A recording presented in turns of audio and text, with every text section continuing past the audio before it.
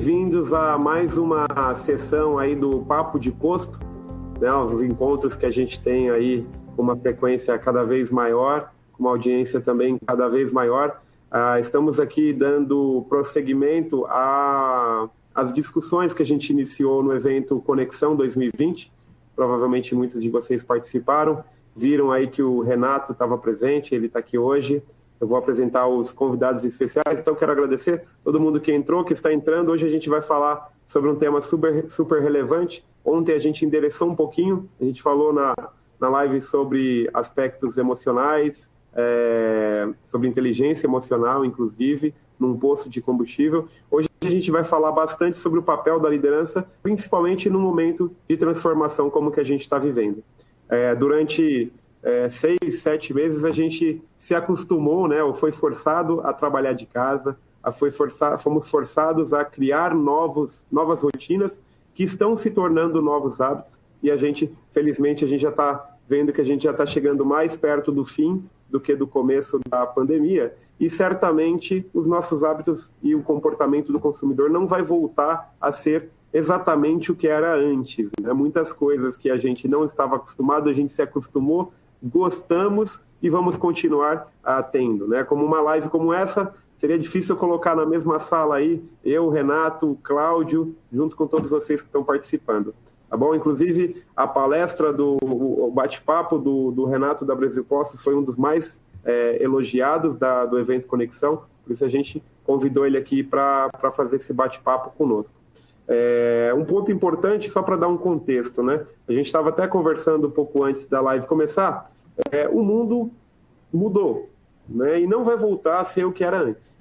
Isso tem uma série de impactos para os nossos negócios. Por exemplo, na nossa relação com o cliente. O cliente, ele quer comodidade, ele quer conveniência, e muitas vezes ele nem está disposto a sair de casa, mas o nosso posto ainda pode continuar oferecendo serviços para ele aonde ele estiver. Então a gente começa a falar do nosso mercado, nosso posto omnicanal, a gente começa a falar de mercado de proximidade. Normalmente, né, postos de combustível estão muito bem localizados em locais estratégicos e não precisa vender só combustível, né? O outro impacto é, claro, na operação do dia a dia do posto, que também pode ser que um posto que antes estava num local bem movimentado, hoje em dia as coisas mudaram, e um posto que tinha um ponto bom pode ter mudado, o que tinha um ponto não tão bom assim também pode ter mudado. E um outro ponto importante, mais nessa questão que a gente vai falar aqui hoje, é a questão do papel da liderança. A gente vê que um funcionário, muitas vezes, ele se adapta antes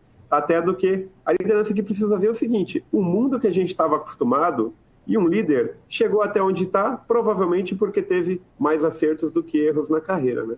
Mas o que fez com que ele chegasse até aqui, o mundo que ele estava acostumado, não existe mais e certamente não vai voltar ao que era antes. Então, sobre essas transformações, sobre o que mudou e sobre o que nós precisamos nos adaptar para continuar tendo êxito no mercado, é o que a gente vai discutir aqui hoje. Então, para isso, eu gostaria de abrir aqui a câmara e o espaço para o Cláudio Moreira. O Cláudio Moreira, ele é formador de equipes de serviços.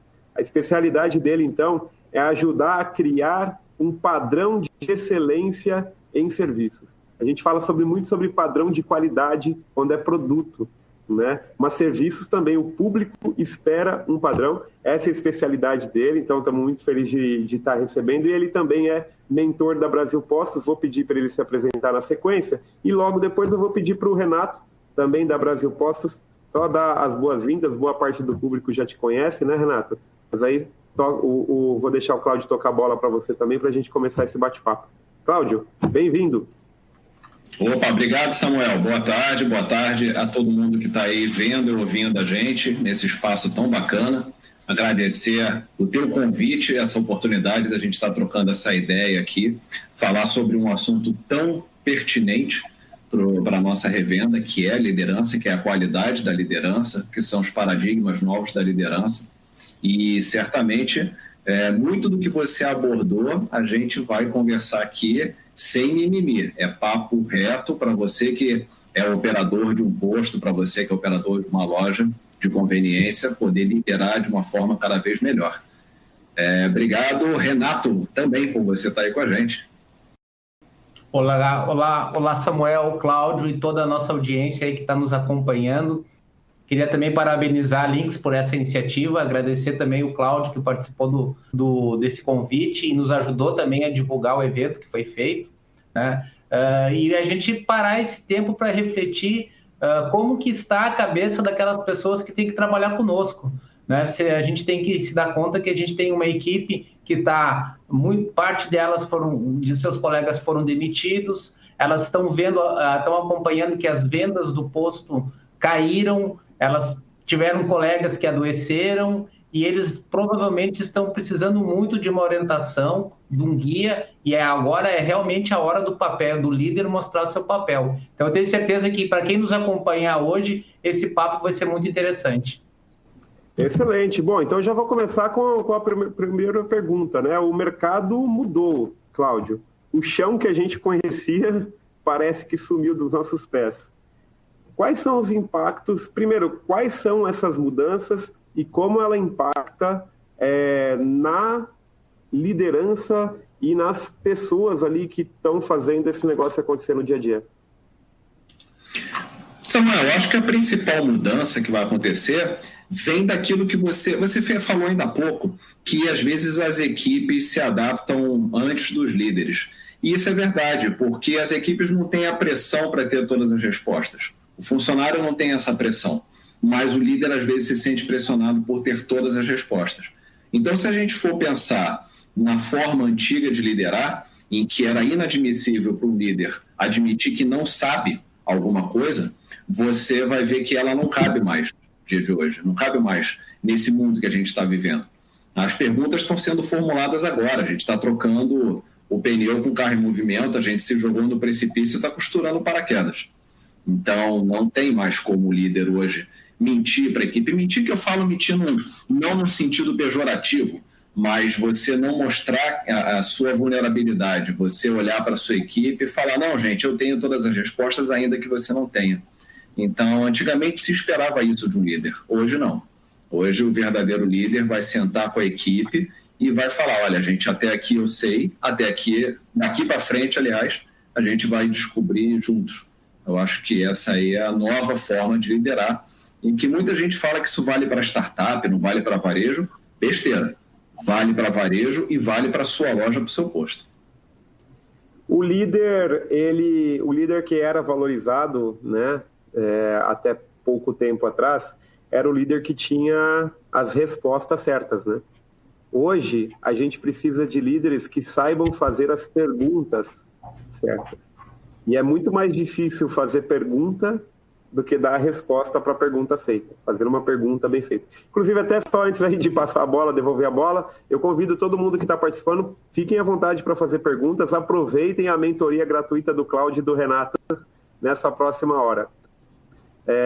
Mas aí, Cláudio, o que você acha que são as perguntas que devem estar passando pela cabeça da liderança? E depois já vou pedir para o Renato complementar também, porque a experiência que ele tem com as mentorias aí junto contigo, eu acho que pode dar boas diretrizes para quem está nos assistindo. Eu acho que a principal pergunta que ele deve estar fazendo agora é como é que eu vou engajar meu time? Como é que eu vou ter o meu time do meu lado para o que der e vier? Eu ontem fiz uma live de noite com uma parceira de trabalho e a gente estava lembrando de uma frase do Beto Madalosso. Quem já foi a Curitiba e teve a oportunidade de comer no Madalosso, o Madalosso é o maior restaurante da América Latina, acho que tem 4.000 e poucos lugares, é um ícone de Curitiba. E o Beto é o gestor do restaurante, de todos os negócios da família, uma família muito tradicional. Por que a gente lembrou dele? Porque ele falou uma frase no evento que nós estivemos, que foi o seguinte: para mim o negócio só faz sentido enquanto eu estiver chegando nele e os meus funcionários pensarem, caramba, que bom que ele chegou, que bom que ele está aqui. Então, para ele só faz sentido enquanto a turma estiver feliz com a presença dele. Para ele, o dia que ele entrar no restaurante dele, o pessoal olhar de rabo de olho e falar assim, Deus do céu, lá vem o diabo, ele acha que não vale mais a pena. E, infelizmente, no varejo, Samuel, a gente vê muitos líderes que colhem esse resultado, é indesejada a sua presença, a equipe fica mais feliz tocando o negócio sozinho do que quando o líder está junto, e ele não percebe isso. Então, acho que essa é a grande pergunta. No momento em que eu preciso de cabeças pensantes, preciso de visão, inventividade, coletividade, como é que eu faço para engajar a turma? Será que é na base do microgerenciamento ainda? Será que é na base da cenoura e chicote ainda? Ou eu tenho que trazer técnicas modernas de liderança para dentro do meu pequeno universo de uma loja? Eu concordo, a gente tem refletido, quando a gente fala principalmente no mundo dos negócios, e especificamente na revenda de combustível, que houve agora uma mudança de mindset na cabeça do revendedor. Mas também houve uma mudança de mindset na cabeça do funcionário, né? Então, aquele funcionário que simplesmente se contentava com uma carteira assinada e com aquelas 8 horas de trabalho e naquela concha de conforto dos meus direitos, ele também mudou. Ele também gosta de ser desafiado, ele também quer estar numa organização que tenha um plano de carreira, que invista no seu treinamento, e aí sim eu acho que eu concordo com o Cláudio, eu acho que o varejo está um pouco despreparado nesse sentido. Eu acredito que o varejo é o maior programa de emprego que o Brasil pode ter, porque ele tem condições de abarcar aquele jovem que está entrando no mercado, ele tem condições de recapacitar aquela pessoa que por alguma razão ficou despreparada, mas para isso é preciso exatamente essa mudança dos dois lados. Eu ontem estava participando também de um treinamento com uma rede de postos que fica no Nordeste, e eles estavam me falando da dificuldade que é de encontrar funcionários para trabalhar no posto, porque muitas vezes o cara ele prefere botar uma Kombi, vender qualquer coisa, fazer qualquer bico, do que se sujeitar a estar ali cumprindo aquela carga horária e todas aquelas diretrizes da empresa. Então, entender, ao mesmo tempo, o que passa na cabeça dessas pessoas, eu acho que é o grande desafio. E também agora uma grande forma de oportunidade também. Se a empresa souber desenvolver, investir em jovens talentos, desenvolver trainees e criar um programa de capacitação, eu acho que ela tem uma grande chance de se diferenciar. Ô, Renato, e eu entendi, acredito que aí a nossa audiência entendeu e se sensibilizou com essa necessidade de mudança. Mas a questão é, e aí agora? Eu preciso engajar os funcionários. Quais são as principais técnicas que você tem visto que têm sido bem-sucedidas para criar esse engajamento, para criar esse senso de pertencimento? Então, eu acredito assim que, na verdade, quando a gente está falando de liderança, a gente tem que olhar um pouco, essa liderança ela faz parte dentro de um processo de gestão de recursos humanos. Então, para você chegar e conseguir ter uma equipe com esse nível de maturidade, eu acredito que todas as etapas dos recursos humanos têm que ser bem construídas, né? Desde o recrutamento, desde a seleção, do treinamento, da capacitação. E eu vejo que existe ainda, as empresas pecam demais no básico. Ao mesmo tempo que existem novas ferramentas, o essencial que é fazer uma seleção bem feita, fazer uma capacitação, um treinamento, acolher aquela pessoa que está chegando e mostrar para ela qual que é a jornada que ela tem dentro da organização, isso em raríssimas exceções a gente vê no varejo. E a gente vê aquelas operações de varejo que conseguem crescer, são exatamente as que desenvolvem esses processos de gestão de pessoas, né? Eu estava acompanhando o crescimento das redes de drogaria também, que é um exemplo clássico de varejo. A maioria das grandes redes, elas fazem a capacitação 100% dentro de casa, em qualquer farmácia que vai abrir, eles capacitam, porque eles sabem que se eles tiverem que ir para um mercado novo e encontrar pessoas com aquele perfil, vai ser muito mais caro e mais difícil do que fazer essa própria capacitação. Uhum. Cláudio, essa importância da capacitação, né, é fundamental. Porque a gente sabe, né, que um posto de combustível, ou mesmo o varejo em geral, qual que é a capacidade de você atrair profissionais altamente qualificados e testados, sabendo que as margens são reduzidas e que existe um limite de faixa de salário. Então, o que você tem visto ou o que você recomenda? Porque é fácil, olha, precisa contratar bem. Tá, eu vou contratar bem, mas como que eu vou contratar bem pagando R$1.000 por mês, sendo que tem gente que está preferindo ficar em casa recebendo o auxílio do Corona Voucher, né? E aí, como que a gente sai desse ponto? Primeiro, preciso capacitar. Quais são as habilidades mínimas que eu devo buscar em quem está entrando na equipe? Essa é a primeira parte da pergunta. E a segunda parte da pergunta é: o que a liderança precisa saber para conduzir essas pessoas que estão entrando, que vão ser capacitadas? Quais são as habilidades que o líder também precisa ter para garantir que em pouco tempo o funcionário entrou, foi capacitado, está engajado e está trazendo resultado? Bom, vamos lá. Você primeiro tem que começar a contratar pessoas que têm um brilho no olho. Como é que eu sei qual é o brilho no olho? Isso você vai descobrir fazendo. Eu sempre que eu sou provocado em algum workshop com a afirmação de que a mão de obra no Brasil é horrorosa, eu sempre pergunto o seguinte: quem conhece a Starbucks aqui? E na maioria das capitais a Starbucks já está, a rede de cafeterias americanas, Starbucks já está presente. E aí muita gente levanta a mão e você ouve elogios efusivos à rede. Eu adoro, é uma maravilha, o pessoal é ótimo e tal. E aí vem o meu questionamento: aonde essas pessoas são recrutadas? Elas são recrutadas em algum lugar especial, em algum manancial de talentos que você não tem acesso, ou elas são recrutadas no mesmo mercado que alguns dos nossos espectadores vão lá recrutar também? Então, o que faz a diferença é que você tem, de um lado, às vezes um pequeno varejista tem um processo de recrutamento totalmente desestruturado. Então, ele recruta sem critério, ele seleciona sem critério, ele faz perguntas impertinentes e acaba, às vezes, contratando quem ele acha assim: essa pessoa tem uma carinha legal, vou trazer aqui, o pai veio pedir para dar uma ajuda, então vou fazer uma caridade. E o negócio não é caridade, o negócio tem seriedade, tem processo, procedimento. Então, você vê uma grande multinacional, qual é o grande diferencial dela? É que ela tem processos, procedimentos e seriedade. O processo de recrutamento tem critérios. Então, primeiro, você tem que contratar com critérios. Qual é o critério principal? Contrata gente que o olho brilha. Ainda que não saiba absolutamente nada. Nunca trabalhei, não sei nada. Ok, não tem problema, eu ensino. Hoje em dia, capacitar pessoas é muito mais simples, rápido e barato do que a gente imagina. Agora, você tem que contratar pela atitude. Então, cria um processo seletivo, participa com afinco das entrevistas, extrai da pessoa valores. Os valores das pessoas têm que ser congruentes com o seu.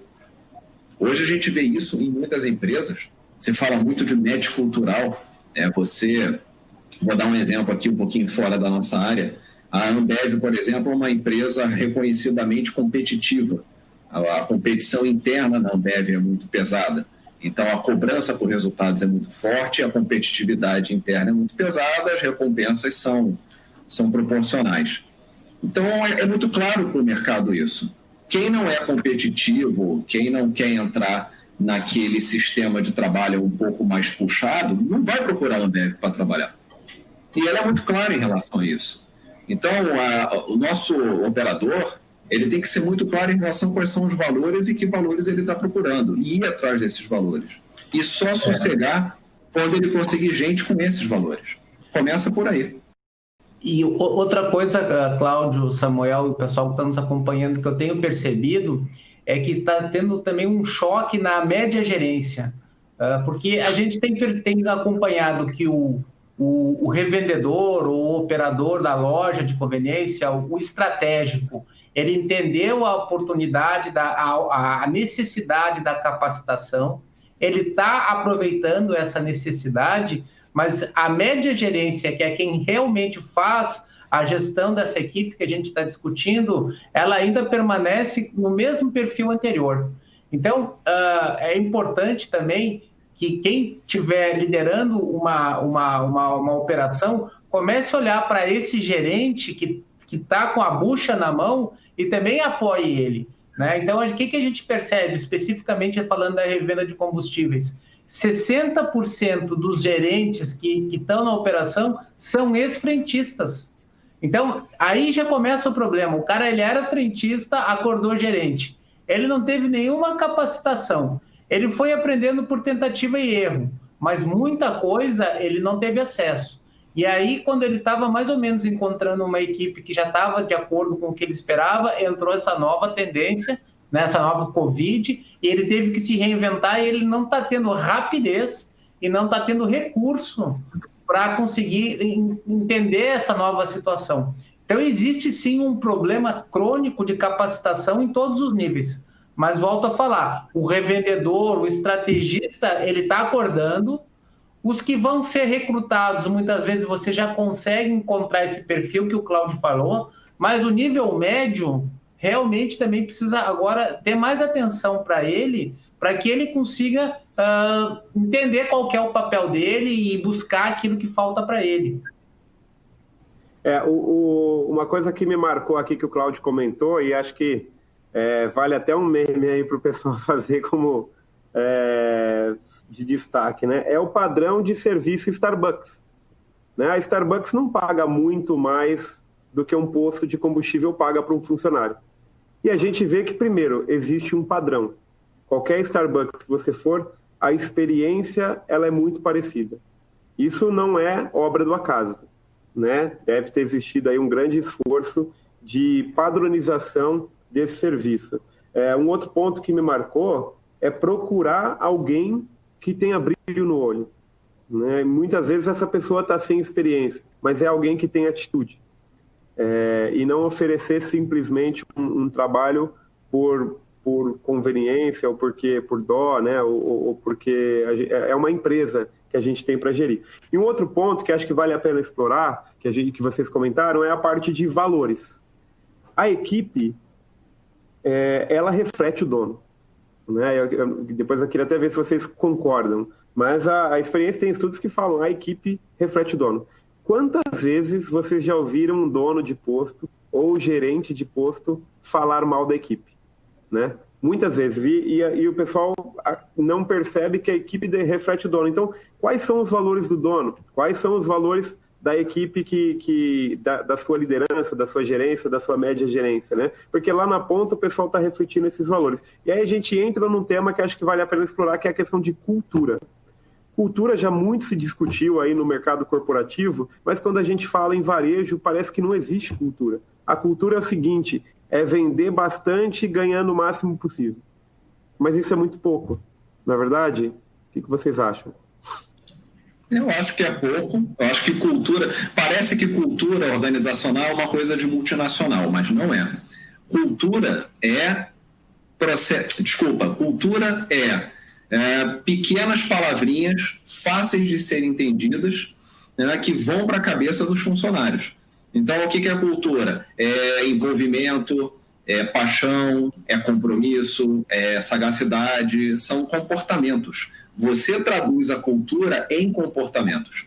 Então, não precisa florear a cultura organizacional. Você precisa falar o seguinte, um dos nossos valores aqui é compromisso. Tá, então vamos traduzir compromisso em comportamentos? Então, o compromisso é a pessoa não sair da área enquanto a área não estiver organizada, a pessoa ver que o cliente está com dificuldades para pegar 3, 4 mercadorias, ela sair da onde ela está, não importa o que ela está fazendo, para ir lá ajudar o cliente. Então, isso são comportamentos observáveis. É muito simples você fazer isso. Agora, primeiro, você tem que entender quais são os seus valores. Você perguntou se a gente já viu gestores que falam mal da equipe. Eu já vi, inclusive, gente falar o seguinte, minha equipe tem gente que mal fala e anda. E aí a minha pergunta foi, quem contratou? E aí a pessoa fica me olhando e fala assim, não, mas da mão de obra no Brasil, aí a gente entra no looping infinito, e aí a grande pergunta é, o que você faz no dia a dia para ser o farol da tua equipe? Você é aquela pessoa que quando a tua loja encheu, você sai correndo para a gerência para mexer em planilha e fica vendo pela câmera, ou quando a loja enche, você é o primeiro que vai lá meter a mão para ajudar ali a diminuir uma fila, para ajudar a tua equipe? Você é servidor? Então, eu acho que essa é uma das grandes reflexões. A gente está muito acostumado a ver pirâmide organizacional com o chefe no topo e a galerinha embaixo.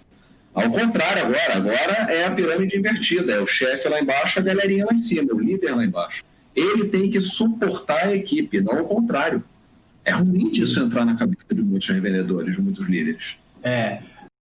Eu estou vendo aqui a Jéssica, que está nos assessorando aí da equipe da Lynx, ela botou um comentário do Fábio. O Fábio é da Rede Foz, é um parceiro nosso. Eu conheci o Fábio quando ele mandou um gerente treinar em São Paulo, e ele está em Foz do Iguaçu. Ele mandou sair lá de Foz do Iguaçu, foi treinar no projeto que a gente tem o melhor gerente do mundo, e ele me falava muito, olha, o pessoal, esse funcionário dele, olha, o gerente do posto, ele investe muito em treinamento. O Fábio fez a mentoria conosco, 360, e inscreveu as funcionárias na mentoria de mudança em ação das lojas de conveniência. E isso reflete muito forte na cultura da empresa dele. Então, e aí vem corroborar o que vocês estão falando. Se a equipe percebe que o dono está presente, que o dono quer a mudança, ela vai mudar junto, né? Agora, o contrário também é verdadeiro. Se o cara só vai no posto para tirar dinheiro e não investe nada, o negócio começa a cair.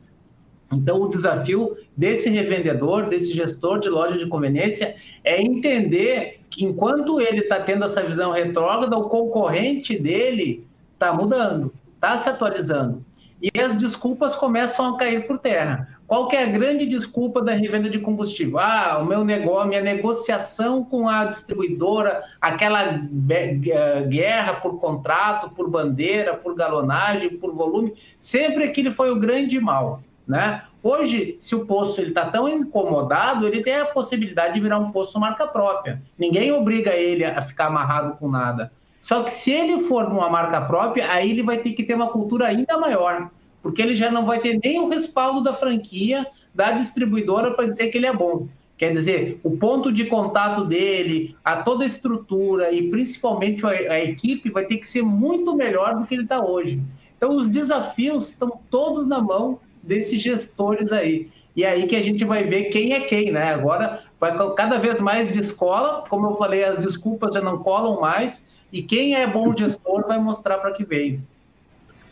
Até tangibilizando com uma experiência pessoal, meu primeiro trabalho com carteira assinada foi de ajudante de manutenção num grande hotel aqui em São Paulo. Meu trabalho consistia em trocar lâmpada, desentupir privada e arrumar ar-condicionado, limpar ar-condicionado.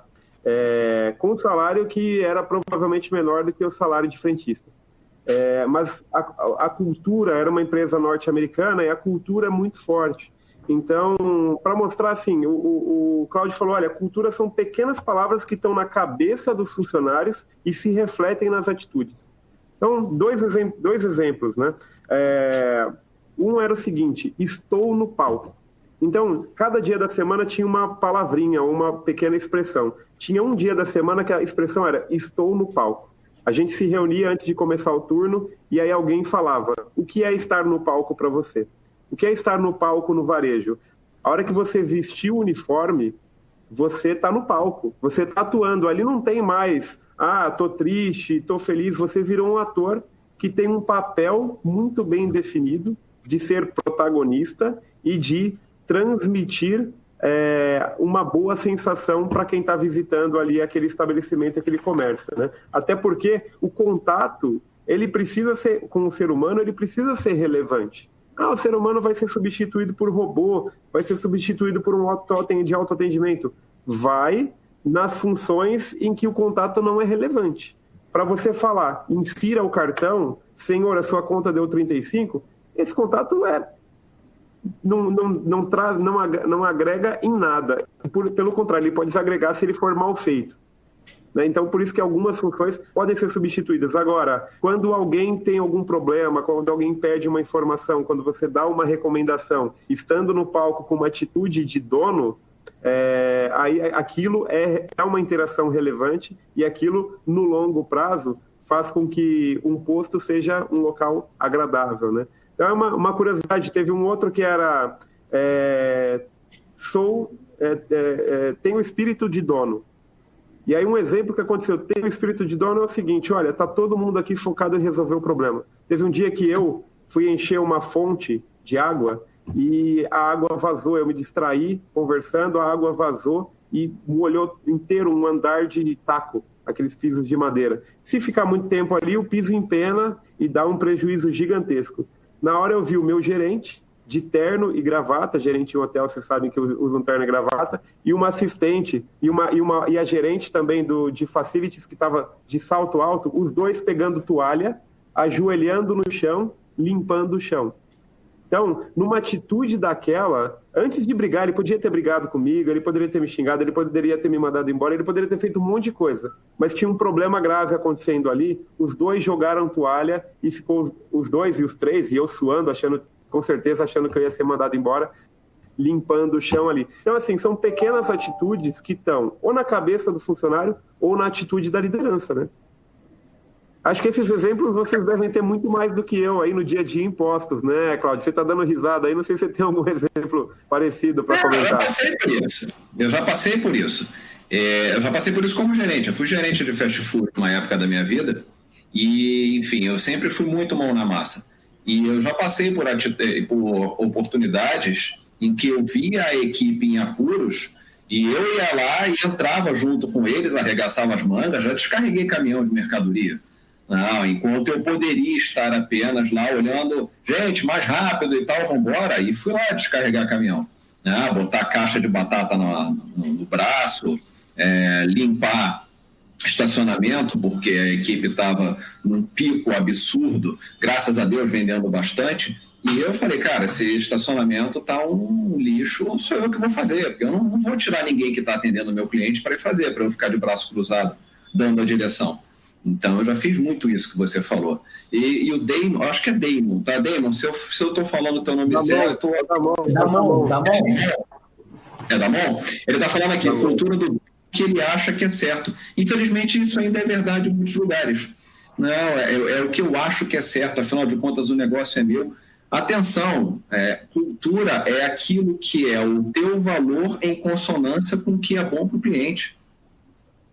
Porque se você tem um negócio aberto, aquele negócio não é para você. A tua sobrevivência vem dali. Mas se aquele negócio que você abriu não atendeu o teu cliente, é hobby. Não é negócio. Fecha. Que o cliente vai te trocar por outro.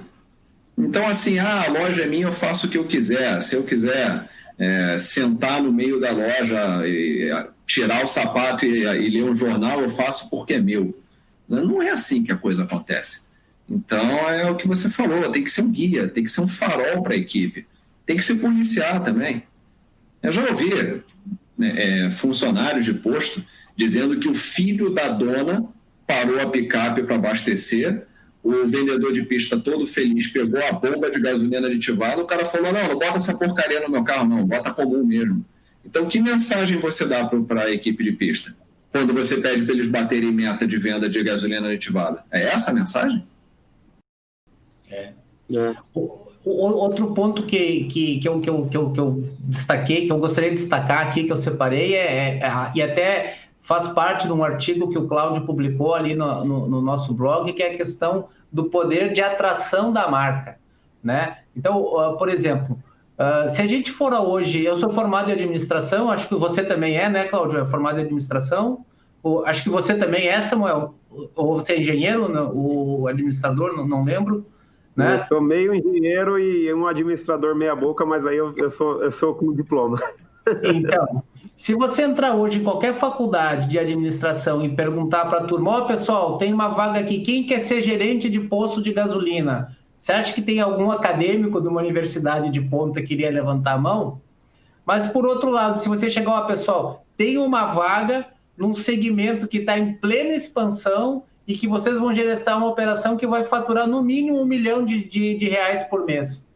Já é outra coisa, né? Então, quando a gente começa a tirar esses paradigmas do posto de gasolina e começa a apresentar as oportunidades que o posto representa dentro desse conceito de varejo, também você começa a ter capacidade de atrair melhores talentos, né? Então, aquela visão, o cara vai ficar lá cheirando o dia inteiro gasolina, vai ser assaltado, vai ficar gerenciando frentista de má vontade, ele pode ser substituído por você estar numa operação, num segmento, tanto posto quanto loja de conveniência, especificamente loja de conveniência, que vai crescer no mínimo 10% ao ano nos próximos 10 anos, e você vai ter a capacidade de participar desse processo. Então, a capacidade que o gestor, que a empresa tem de fazer com que a marca atraia talentos também é importantíssimo. Principalmente quando a gente encontra operações no interior, né? A gente, às vezes, tem uma referência de posto só nas grandes cidades, mas 70% das operações de postos de combustível são em cidades muito pequenas, né? Em que se qualquer coisa bem feita que aquele gestor daquela empresa fizer, ele vai conseguir atrair grande parte da melhor mão de obra disponível na cidade.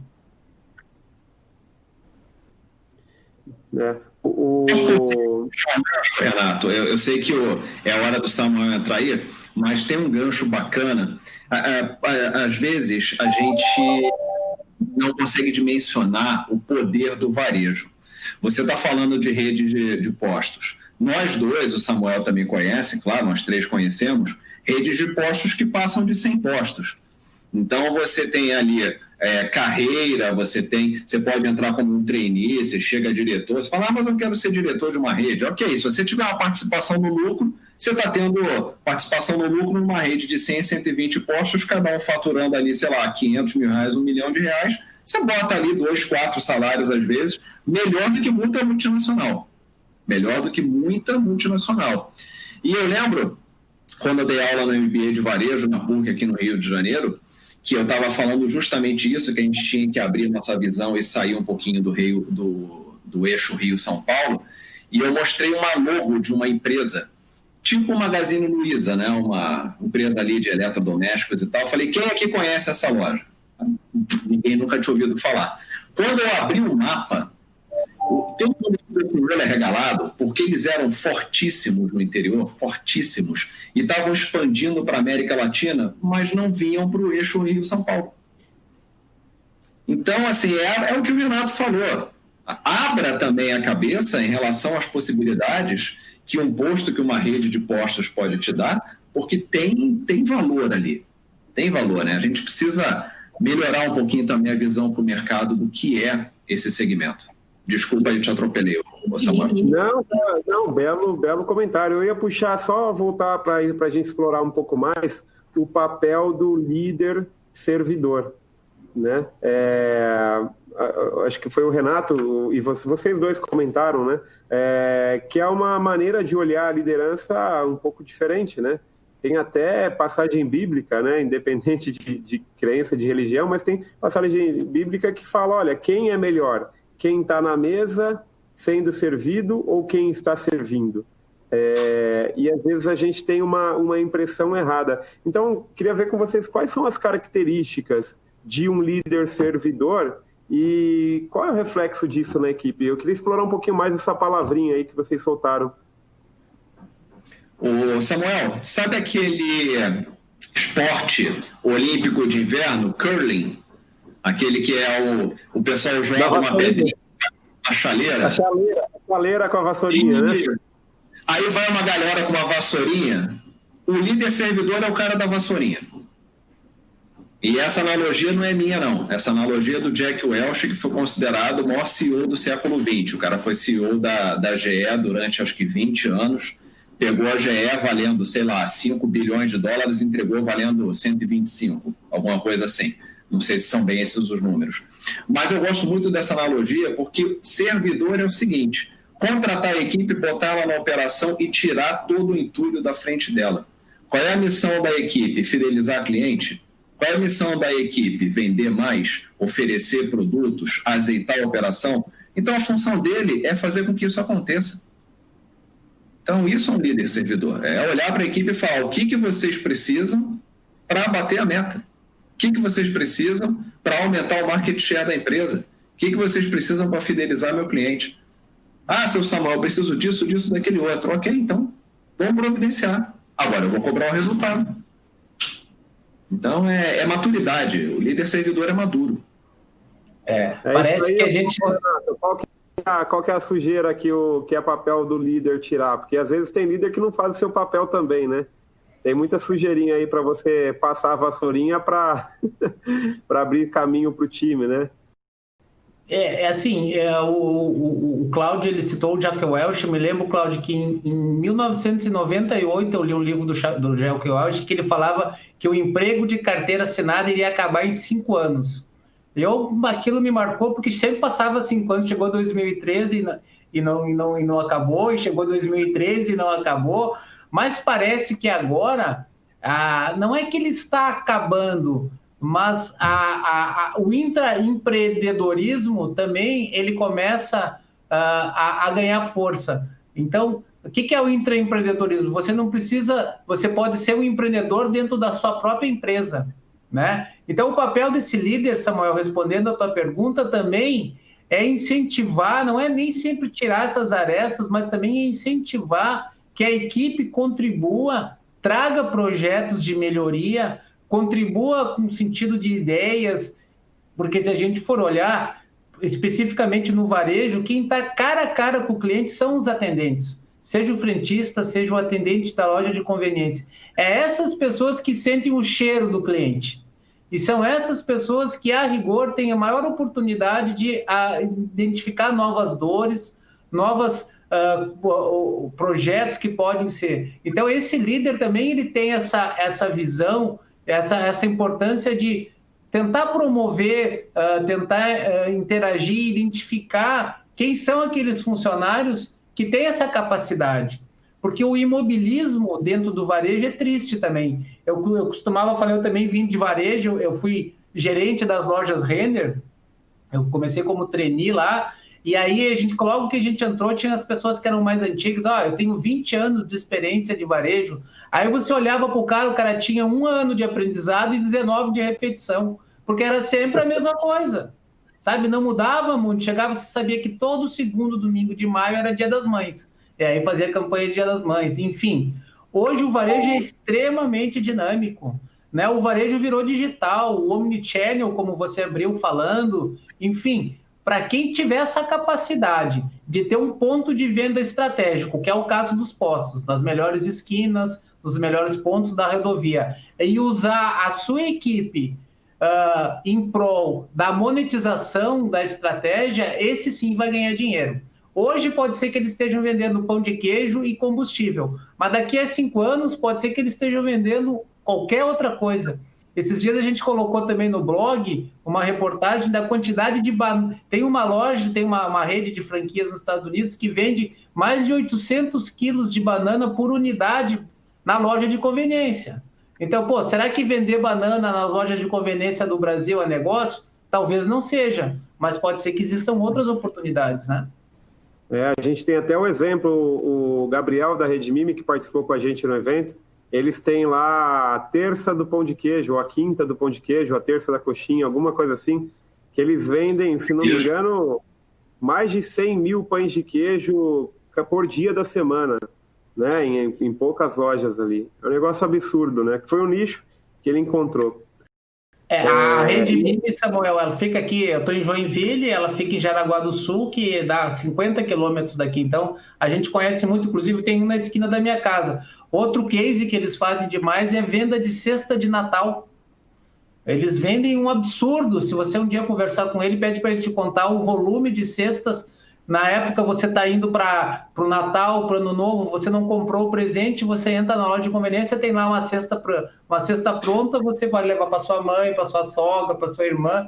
Enfim, eles praticamente criaram um segmento novo, acho que foram na onda do Panetone, aumentaram, incrementaram, e eles também é um case muito interessante, esse conceito que eles criaram nessa nossa região aqui. Até falando de exemplo, eu lembrei, esses dias eu estava conversando com o pessoal da Rede Petrox, lá de Aracaju. E aí, no dia que eu visitei, você entra no posto, o posto parece um supermercado. Vende de tudo mesmo. Teve um dia das crianças, se não me engano, acho que eles fecharam um contrato com a Estrela. Eu não vou nem falar o número, porque pode ser... não sei se eles me autorizam a falar, mas eles venderam mais eles venderam dezenas de milhares de bonecas acho que eles têm ali, não deve ter 20 postos, dezenas de milhares de bonecas no Dia das Crianças. Certamente, algum funcionário teve uma ideia, né? Levou essa ideia foi acatada e testaram, provavelmente num ano deu mais ou menos certo, no outro ano um pouco mais e no outro ano eles explodiram, né? E essa questão de poder abrir espaço para quem vem embaixo é uma coisa que eu queria ver um pouco mais com vocês. Até que ponto? Né? Porque eu tenho certeza que tem muita gente que está vendo aqui e está pensando, pô, mas se eu abrir espaço para o meu time, e eu? Daqui a pouco o meu funcionário vai tomar meu lugar.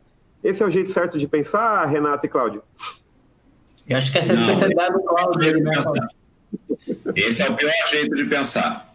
É aquele negócio, a gente ouve falar que o olho do dono engorda o gado. Então, quando você tem esse tipo de pensamento, você não pode ter mais de uma fazenda. Porque você, se tirar o olho do gado, já era. Outra coisa que a gente ouve muito, né? Quando o gato sai, o rato faz a festa. Então, você não pode ter rato.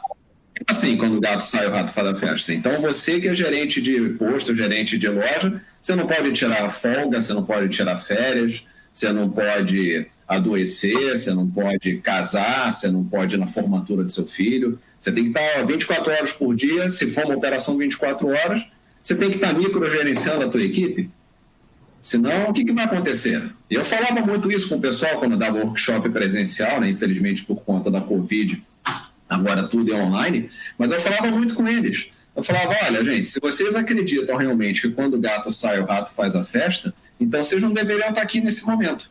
Porque a loja está lá aberta, a operação está acontecendo, vocês estão aqui. O que está acontecendo nesse momento? Os teus funcionários estão sentados no chão da loja, estão comendo, bebendo, estão fazendo festa lá dentro? Ou a operação está acontecendo, as metas estão sendo batidas? Então, não, esse pensamento ficou lá no século passado. Mas você sabe, Cláudio, que o home office veio exatamente para quebrar isso. Porque não é exclusividade do dono da loja nem do posto. Se a gente pega executivos de altíssimo calibre, ele era sempre o primeiro a chegar, o último a sair, ele faz questão de ver quem é o último funcionário que está fechando o escritório. E agora, com o home office, ele perdeu o controle sobre o tempo do funcionário dele, porque ele achava que estava comprando o tempo e queria ver o cara ali dentro. O cara podia estar coçando 4 horas, mas ele estava ali dentro. Então, eu acho que talvez a gente sempre fala, pô, não tem nada para falar de bom da pandemia. Não tem, foi horrível, está morrendo gente. Mas essa questão também de você começar a medir a produtividade à distância é muito interessante também para qualquer gestor, porque você reduz o custo fixo. Samuel, você não é muito mais feliz trabalhando de casa hoje do que trabalhando no escritório? Quem sabe a tua produtividade até aumentou, porque você tem que se deslocar 2 horas para ir, 2 horas para voltar, você tem 4 horas a mais para trabalhar. Eu fiz isso hoje, olha só o escritório aqui, gente, ó, para quem não conhece a Lynx, o andar inteiro. Olha só, todo vazio. Essas pessoas, tá todo mundo na casa delas, né? E aí até aproveito para fazer uma pergunta. Elas estão sendo promovidas, sendo contratadas, sendo demitidas e a vida segue. Claro, um posto de combustível tem realidades diferentes até de um escritório aqui. Mas quais são as métricas que importam? Lucratividade, margem, market share. Para mim é isso.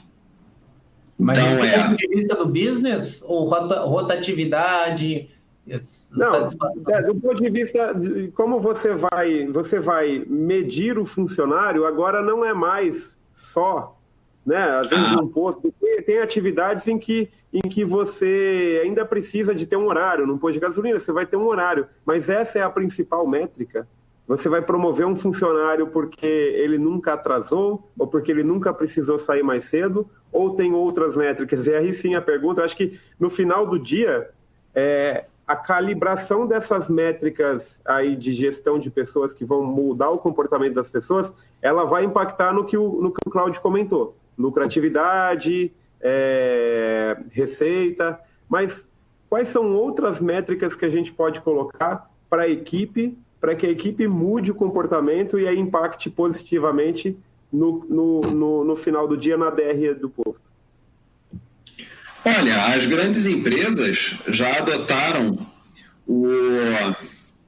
aquela métrica, me fugiu o nome, aquela métrica que você tem os detratores, os neutros o NPS. Net Promoter Score. Eu estava com outra sigla aqui na cabeça. É super simples. Né? Então, implanta um NPS que você acha ali em 4 passos como fazer na internet, como implantar o NPS no seu posto. Promove quem bate meta consistentemente e quem promove um NPS alto. Então, quem o cliente elogia, quem está ali engajado e quem bate as metas, claro, né? Tem que estar batendo meta, tem que estar vendendo, é o promovível. Porque, eu estou com filho doente, tive que sair mais cedo. Gente, isso aí acerta-se, senta, conversa. O Renato estava falando aí de home office, e eu faço parte de um grupo de RH no WhatsApp, e outro dia tinha uma menina, mais ou menos 1 mês, 2 meses, tinha uma menina perguntando como é que fazia para controlar ponto em home office. Eu falei, gente, controlar ponto, né? Quer dizer, entra, liga o Zoom e mostra que você está trabalhando. Né? O Renato falou, fica ali coçando 4 horas só que em frente ao Zoom. Não é mais esse paradigma. Não, em outras palavras, pode falar, Renato, desculpa. Se a gente for olhar em termos de recurso, né, pessoal? Pô, você tem o Trello, eu estou citando as mais básicas, né? Depois tem centenas de outras. Mas você tem o Trello que você vai fazer toda a organização do trabalho. Se você trabalha com uma equipe comercial, você vai usar o Pipe Drive ali, que vai estar todos os leads que precisam ter conectado e aí vai seguir o caminho dele. Ou seja, não tem mais por que você ficar do lado naquelas estações de trabalho, todo mundo insatisfeito, louco para estar em casa se o resultado não está vindo. Então, acredito que... E aí, falando do posto também, né? Por exemplo, a gente dentro dos nossos cursos, a gente tem um curso que chama NR20, que você tem que capacitar todos os funcionários que trabalham dentro de uma estação de serviço, com relação à segurança do trabalho. Agora, as pessoas não estão mais capacitando metade da equipe porque elas não estão mais indo até o posto. Então, você já começa a ter um ganho aí também. Além de toda a estrutura física que você deixa de ver, alguns tipos de capacitação obrigatórias já não estão mais sendo exigidos porque as pessoas não estão mais nem indo trabalhar no posto. Então, existe sim aí novas formas, novos cenários. E eu acho que esses espaços, essas oportunidades estão sendo bem aproveitadas. O foco aí, pelo que eu entendi no resumo das suas 2 respostas, é o seguinte: é encontrar uma maneira de incentivar o funcionário para deixar o cliente feliz. Deixando o cliente feliz, o funcionário vai ficar feliz, o dono do posto vai ficar feliz. É isso? Esse é o trinômio mais antigo do mundo, né? Trate os seus funcionários. Eu não lembro de quem é a frase, é de algum dos pensadores antigos já da administração, provavelmente o Philip Kotler. Trate bem seus funcionários e eles vão tratar bem seu cliente. Ou foi o Sam Walton, foi talvez um deles. Mas isso aí é óbvio, né?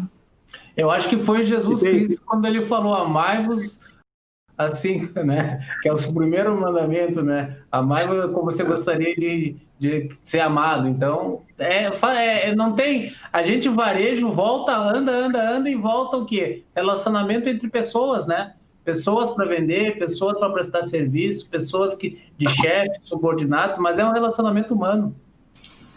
Um desses autores aí, já que é para falar referências que a gente não lembra exatamente quais são, mas ele fala o seguinte, né? Eu vou investir nos funcionários, e se eu invisto e eles vão embora? E aí a resposta e se você não investe, eles ficam, né? Esse é o pior, né? Esse é o pior. Bom, pessoal, a gente está entrando aqui já na fase final do nosso bate-papo. O tempo voou, foi incrível. Bati o olho no relógio aqui, vi que já faz quase 1 hora que a gente está conversando. O pessoal do chat, se tiver mais alguma pergunta, são as últimas chances aí para a gente responder ao vivo, né? Depois a gente pode responder posteriormente. Esse vídeo também vai ficar gravado. E antes aí dos agradecimentos e dessas perguntas se vierem, eu queria, Renato, que você deixasse um pouquinho da sua experiência de como a gente está falando de liderança e desse novo mercado, né? a loja de conveniência agora virando um mercado de proximidade, saindo do posto, novos entrantes, distribuidora operando loja, varejista montando conveniência, motorista, adolescente aí que não quer mais ter carro, agora está andando de Uber, então é um novo perfil. Enfim, é um monte de mudança que chegou, que já estava chegando, veio a pandemia e pá, jogou tudo na nossa frente, né? Eu queria que você deixasse aí uma dica final aí, que seja mais prática, que quem está ouvindo a gente aí, assistindo a gente, possa refletir junto com a equipe na reunião de amanhã, a hora que começar o turno. Então, a dica que eu quero dar para esse gestor, né, seja o dono, seja o gerente, pessoal, vão para a pista, vão para dentro da loja, vão para o chão de loja, porque é ali que o show acontece. Então, comecem a olhar para dentro do seu negócio, comecem a abrir a sua cabeça para novas oportunidades, fiquem atentos ao que os seus funcionários têm a dizer, voltem para suas salas e façam um planejamento estratégico. Entendam que o mercado de varejo está passando por uma revolução e quem tem loja de conveniência, quem tem posto, está no centro dessa revolução. Tem uma série de oportunidades que vocês podem aproveitar. Então, façam isso, né? Deixem o orgulho de lado, vai vestir lá as sandálias de humildade, vai abastecer carro, vai conversar com seus clientes. É claro que você não precisa fazer isso todo dia. Vai para trás do balcão da loja de conveniência e escuta e vejam, tanto os seus clientes como os seus funcionários, o que eles podem trazer para que você tenha uma visão de como vai ser o seu negócio no futuro muito breve. Essa é a mensagem que eu deixo. Cláudio, e para você? Bom, a mensagem primordial é o seguinte: cuida do teu público interno. Então, estabelece uma cultura, gasta o tempo que for necessário para você entender quais são os seus valores e como é que você pode traduzir esses valores em comportamentos. Investe numa cultura de feedback maduro e transparente. Capacita as pessoas, não é tão caro, não é tão difícil quanto as pessoas imaginam. Você pode fazer uma trilha de capacitação com materiais gratuitos, vídeos de internet, textos, treinamento ombro a ombro. E investe no teu time. Se o teu time tiver um ambiente de trabalho feliz, um clima gostoso, bacana para trabalhar, você vai ter isso refletido na satisfação do teu cliente. Trabalhar não precisa ser chato, necessariamente. Trabalhar tem que ser bom, tem que ser divertido. Muito bom. Antes de encerrar, eu queria que você compartilhasse com a gente, Cláudio, se você puder, aqui o pessoal pode te contatar. A gente tem aqui uma série de revendedores que estão assistindo a live e tem também os nossos franqueados, né, que representam a Lynx em todos os estados do Brasil. E muitos deles aí acabam encontrando clientes com esses problemas, clientes procurando solução para esses problemas, e você aqui foi só uma pequena pílula, né, de situações pelo qual você já viveu. Como que o pessoal te encontra? Opa, tem dois caminhos para me encontrar. O primeiro é uma parceria forte que eu estou fazendo aí com o Renato, lá na Brasil Postos. Então, a gente está investindo na criação de novos produtos, reforçando as mentorias. Então, assim, o Renato vai dar o caminho das pedras aí da Brasil Postos. E eu sou muito ativo no LinkedIn. Então, me procura lá no LinkedIn, Cláudio Moreira. É fácil de achar eu. Careca, barbudo, acho que só devo ter eu lá dentro. Então, bem tranquilo de me achar. Me procura lá no LinkedIn, todo dia eu estou postando, todo dia eu estou interagindo. Eu tenho site, mas é mais fácil me achar no LinkedIn. Legal, show de bola. Renato?